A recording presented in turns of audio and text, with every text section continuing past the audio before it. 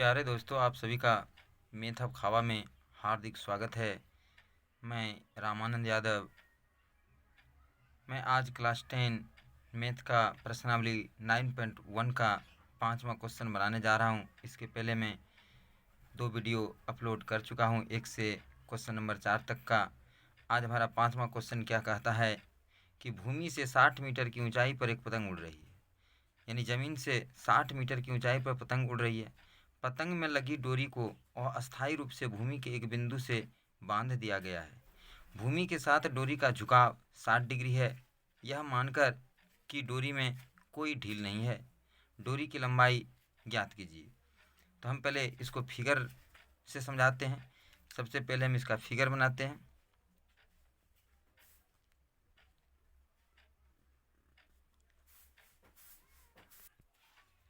तो सबसे पहले हम फिगर बनाते हैं।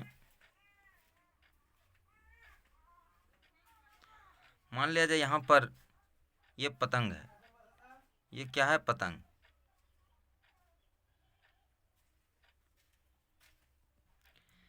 यहाँ पर मान लिया जाए यह एक पतंग है। यह भूमि से 60 मीटर की ऊंचाई पर है। ये भूमि से 60 मीटर की ऊंचाई पर है। यहाँ पर हम एक लाइन मार देते हैं। ये भूमि है।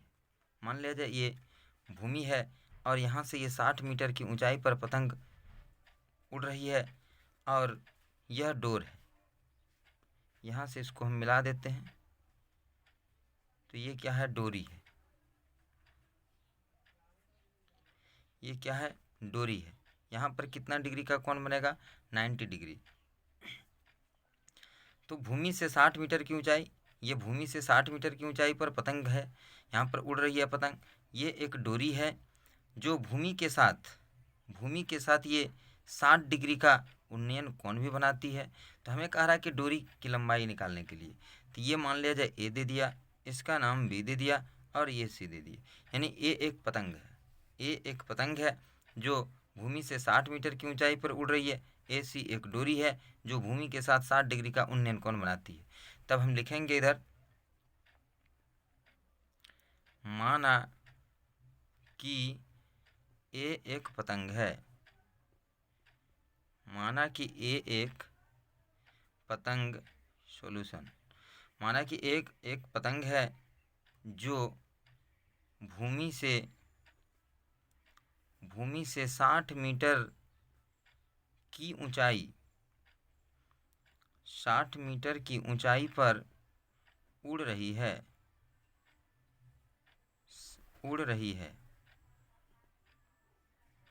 एसी एक डोरी है। एसी एक डोरी है जो भूमि के साथ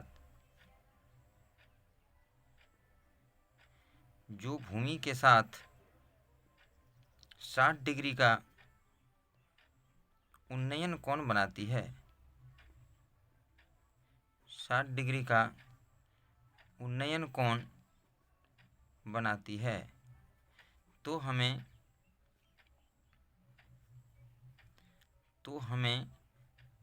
डोरी AC की लंबाई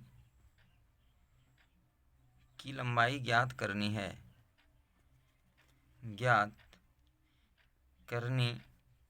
है। अब हिसाब जो कह रहा था उसके आधार पर हमने इतना बात लिखा। इससे स्पष्ट हो गया कि ए जो है एक पतंग है जो भूमि से 60 मीटर की ऊंचाई पर उड़ रही है। AC एक डोरी है। ये AC जो है एक डोरी है जो भूमि के साथ यहाँ पर 60 डिग्री का उन्नयन कोण बना रही है। तो हमें AC की लंबाई ज्ञात करनी है। तो अब हम लेते हैं समकोण त्रिभुज। ये समकोण त्रिभुज क्या बना? अब समकोण त्रिभुज ABC में, समकोण त्रिभुज ABC में इसका कोण B जो है, कोण B बराबर कितना डिग्री है? 90 डिग्री। लंब P बराबर 60 डिग्री। और ये कौन सा भुजा है? AB। कर्ण H बराबर व्हाट? और इसी को निकालना है। यानी हमें AC ज्ञात करना है, कर्ण H निकालना है और इस भुजा का नाम क्या है? AC नाम है। अब आधार लिखें या ना लिखें? लिख देते हैं समझने के लिए। आधार बी बराबर बी सी। इसे ज्ञात नहीं करना, हमें कर्ण निकालना है। तो अब हम यहाँ पर देखते हैं कि समकोण त्रिभुज एबीसी में लंब हमको दिया हुआ है, और हमको क्या निकालने के लिए कह रहा है, कर्ण निकालने के लिए कह रहा है। तो हम त्रिकोणमितीय अनुपात को याद करेंगे कि किस त्रिकोणमितीय अनुपात में लंब और कर्ण आता है। तो लंब और कर्ण जो है साइन थीटा में आता है, और यहाँ पर कोण बी बराबर 90 डिग्री और थीटा बराबर भी लिख देते हैं, थीटा बराबर कितना 30 डिग्री। तो हम साइन का प्रयोग करेंगे। साइन थीटा बराबर सूत्र होता है, बगल में लिख देते हैं सूत्र से, साइन थीटा बराबर पी बटा एच।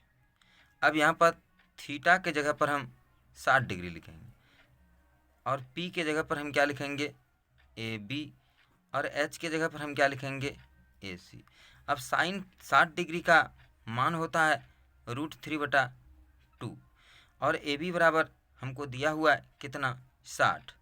ए बी बराबर यहाँ पर दिया हुआ है, ए बी बराबर कितना दिया हुआ है, 60 मीटर दिया हुआ है, और बटा क्या हो गया, ए सी। अब ए सी को निकालना है, तो इसे हम ज्यों का त्यों छोड़ेंगे। अब हम क्या करेंगे, वज्र गुणन करने पर, अब हम यहाँ पर वज्र गुणन करते हैं, तो ए सी गुना √3, 2 गुना 60 हो गया। तो ए सी बराबर हमारा कितना हो जाता है, 60 दूनी 120, और ये √3 जो है, एक बार इधर लिख देते हैं √3 ए सी।